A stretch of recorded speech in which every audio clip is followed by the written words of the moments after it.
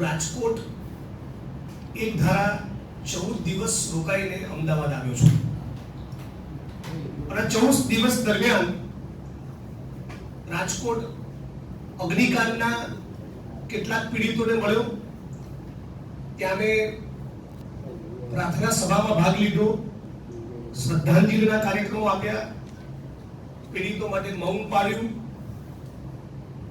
પત્રિકા વિતરણ કરી, લોક સંપર્ક કર્યો, અનેક મીડિયાના મિત્રો, પત્રકાર મિત્રો સાથે આ ઘટના બાબતે વાત કરી, કેટલાક અગ્રણી નાગરિકોને, બુદ્ધિજીવીઓને મળ્યા. સમગ્ર રાજકોટનું એક સુરે આજની તારીખ એવું માનવું છે કે અગ્નિકાંડમાં પણ તક્ષશિલા કાંડ અને મોરબી કાંડની માફક ન્યાય મળવાનો નથી. આખું રાજકોટ એ એક સુરે આવું કહી રહ્યું છે.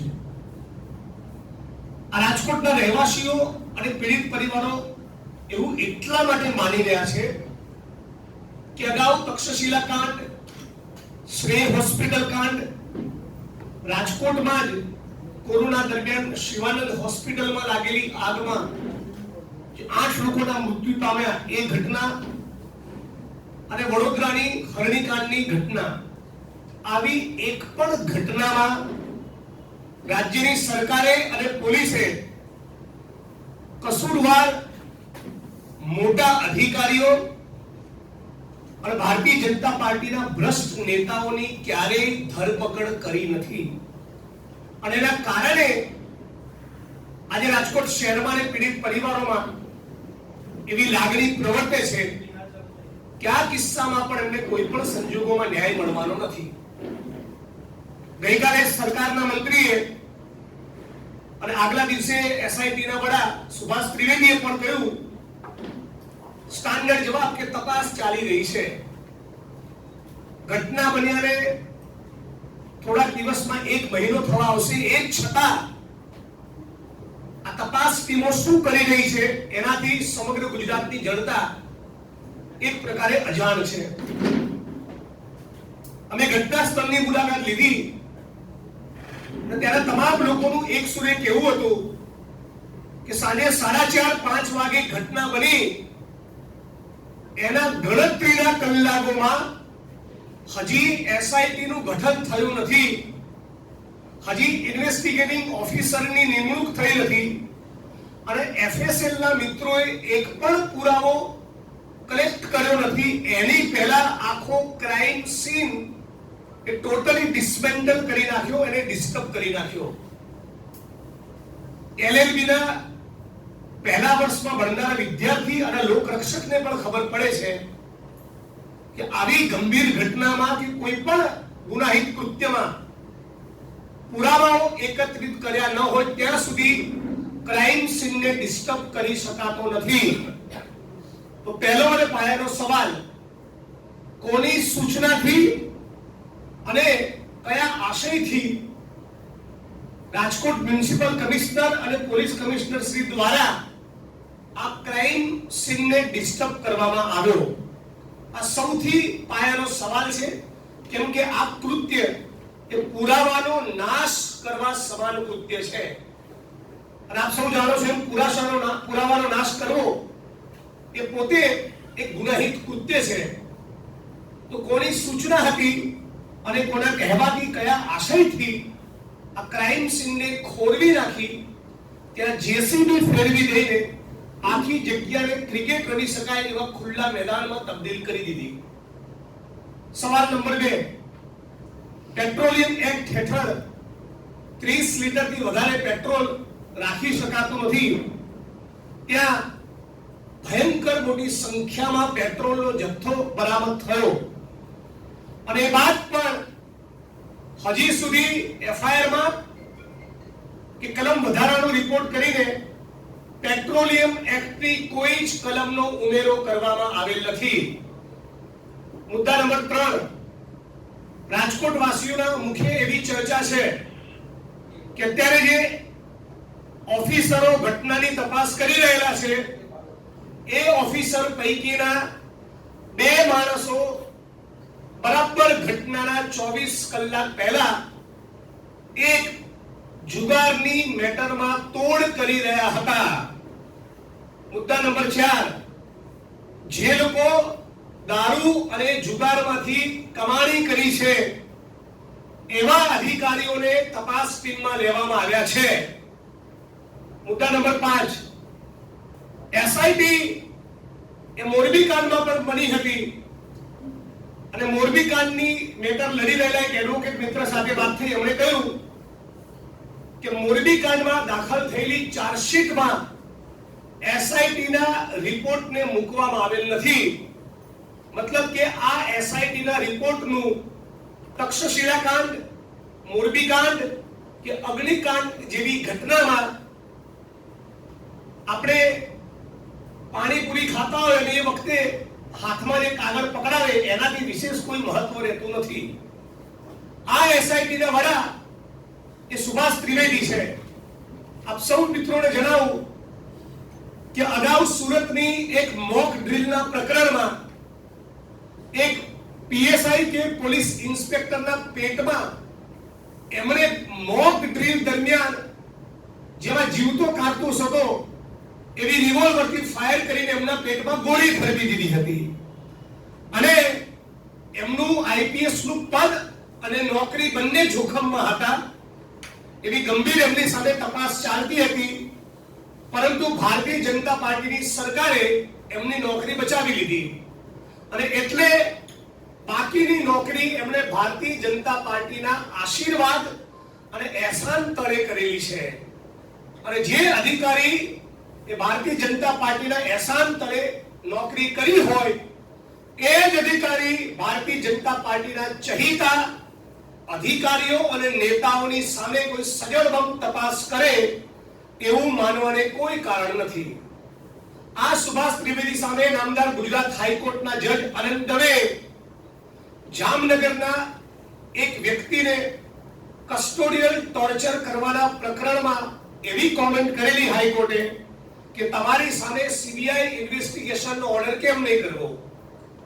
આ સુભાષ ત્રિવેદી એ લઠ્ઠાકાંડની તપાસમાં પણ એસઆઈટીના વડા હતા. લઠ્ઠાકાંડમાં પણ તમે જાણો છો એમ કે કોઈ એસપી કે આઈજી કક્ષાના અધિકારીની સામે કે જે ભારતીય જનતા પાર્ટીના નેતાઓ પણ પોલીસ પાસેથી હપ્તા લેતા હોય છે એની સામે કે કોઈ જ મોટા મગરમચ્છ સામે કાર્યવાહી કરવામાં આવેલી નથી. આ સુભાષ ત્રિવેદી એ મોરબી કાંડની ઘટનાના પણ એસઆઈટીમાં છે. મોરબી કાંડની ઘટનામાં ચાલેલી તપાસમાં આજની તારીખે 370 થી વધારે સાક્ષીઓને લેવામાં આવ્યા છે. હવે આરોપી જયસુખ પટેલ વતી 5 વકીલો અપિયર થાય છે. આ 5 વકીલો અને સામે 370 થી વધારે સાક્ષીઓ એમનું ક્રોસ એક્ઝામિનેશન કરે એટલે હું એડવોકેટ તરીકે કહું છું 20 વર્ષ સુધી પણ મોરબી કાંડના પ્રકરણની ટ્રાયલ પૂરી થાય નહીં એવું રાજ્યની સરકાર, પોલીસ, તપાસ કરનાર અધિકારી અને આ સુભાષ ત્રિવેદી વાળી એસઆઈટી ગોઠવણ કરી રાખેલી છે. અને છેલ્લે આ સુભાષ ત્રિવેદી અને એમની એસઆઈટી નો એવો કોઈ જ ટ્રેક રેકોર્ડ નથી કે એમણે ક્યારેય ગુજરાતની કોઈ પણ તપાસની મેટરમાં મોટા મગરમચ્છોને પકડ્યા હોય. એટલે મોરબીની ઘટનામાં, તક્ષશિલાની ઘટનામાં, હરણીકાંડની ઘટનામાં એ જ પ્રમાણે અગ્નિકાંડના પીડિતોને પણ ન્યાય મળશે કે કેમ એવો ગંભીર સવાલ વિપક્ષ તરીકે અમે ઉપસ્થિત કરીએ છીએ. અને 14 દિવસ સળંગ એક ધારા રાજકોટમાં સેંકડો હજારો લોકોને મળ્યા બાદ હું કરી રહ્યો છું. જ્યારે પીડિત પરિવારોને મળ્યા અને એમની લાગણી સાંભળી અને બધાની એક જ માંગણી છે કે નોન કરપ્ટ જેની કરોડરજ્જુ મજબૂત હોય અને જે કોઈ પણ રાજકીય પક્ષની ઇન્ફ્લુઅન્સમાં ના આવે એવા આઈપીએસ સુધા પાંડે કે સુજાતા મજમુદાર કે નિલદીપ રાય એવા અધિકારીઓને જ્યાં સુધી તપાસ સોંપવામાં નહીં આવે ત્યાં સુધી આ પ્રકરણમાં પણ અગાઉના પ્રકરણોની જેમ કુલડીમાં ગોળ ભગાવવાનો છે. આવું ન થાય એટલા માટે અમે લોકોએ રાજકોટમાં, હું અને મારા સાથી પાલ આંબલિયા, લાલજીભાઈ દેસાઈ અને સમગ્ર રાજકોટ શહેર કોંગ્રેસ સમિતિએ 3 દિવસના રાજકોટ ત્રિકોણબાગ ખાતે ઉપવાસ ધરણા પણ કર્યા હતા કે કદાચ રાજ્ય સરકારની સંવેદના જાગે અને પીડિત પરિવારોની માંગણી મુજબ આવા નોન કરપ્ટ અધિકારીઓને તપાસ ટીમમાં લે. પણ રાજ્યની સરકાર કોઈ પણ ચમરબંધીને છોડીશું નહીં આવા એક વાક્ય સિવાય કશું જ આ મુદ્દે બોલવા તૈયાર નથી. એટલે જેમનો કોઈ ટ્રેક રેકોર્ડ સારો નથી, જે કોમ્પ્રોમાઇઝડ છે, અગાઉની મેટરોમાં જેમની સામેના ગંભીર આરોપ થયેલા છે, એવા અધિકારીઓની તપાસ ટીમમાં લીધા છે. બીજી એક બાબત, આ 14 દિવસ દરમિયાન મેં રાજકોટમાં જોયું કે જે રાજકોટની જનતાએ માનનીય વિજયભાઈ રૂપાણીને મુખ્યમંત્રીનું પદ અપાવ્યું, એ વિજયભાઈ રૂપાણી અત્યારે એટલા સ્વાર્થી બની ચૂક્યા છે કે રાજકોટના એક પણ પીડિત પરિવારની આંખના આંસુ લૂછવા તૈયાર નથી. એક 20-25 મિનિટનો આંટો માર્યો, એ પછી રાજ્યના મુખ્યમંત્રી જે પોતાને મૃદુ તરીકે ઓળખાવે છે, એણે પણ આ પ્રકરણમાં જાણે હવે કશું જ લેવા દેવા ના રહ્યું હોય એ પ્રમાણેની ભૂમિકા એમણે લીધી છે. સી.આર. પાટીલ પણ આ ઘટનાકાંડમાં હવે કશું જ બોલતા નથી અને ગુજરાતની મુલાકાતે આવેલા અને રાજકોટ લેન્ડ થયેલા ગૃહમંત્રી અમિત શાહ પણ એક પણ પીડિત પરિવારોને મળવા ગયા નથી. ભારતીય જનતા પાર્ટીના 156 ધારાસભ્યો, રાજકોટના 68 કોર્પોરેટરો અને 25 સાંસદોમાંથી એક પણ માણસ આજની તારીખે અગ્નિકાંડના પીડિતોને ન્યાય અપાવવા, એમની આંખના આંસુ લૂછવા એમની સાથે નથી. એનો મતલબ એમ કે રાજ્યની સરકાર એ વિપક્ષ અને મીડિયાનું પ્રેશર ઓછું થાય એની રાહ જોઈ રહી છે અને અગાઉના પ્રકરણોની જેમ કુલડીમાં ઘોડ ભગાયો, કેસમાં ભાંગરો વટાયો, એ જ પ્રમાણેનું કૃત્ય એ અગ્નિકાંડમાં પણ કરવા માંગે છે, એવું બહુ જવાબદારીપૂર્વક કહું છું. અને એટલા માટે કોંગ્રેસ પક્ષ તરીકે અમે બધા જ ડિટરમાઇન્ડ છીએ કે જ્યાં સુધી પીડિત પરિવારોને લડવું હશે, સુપ્રીમ કોર્ટ ઓફ ઇન્ડિયા સુધી અમે એમની મદદ કરવાના છીએ.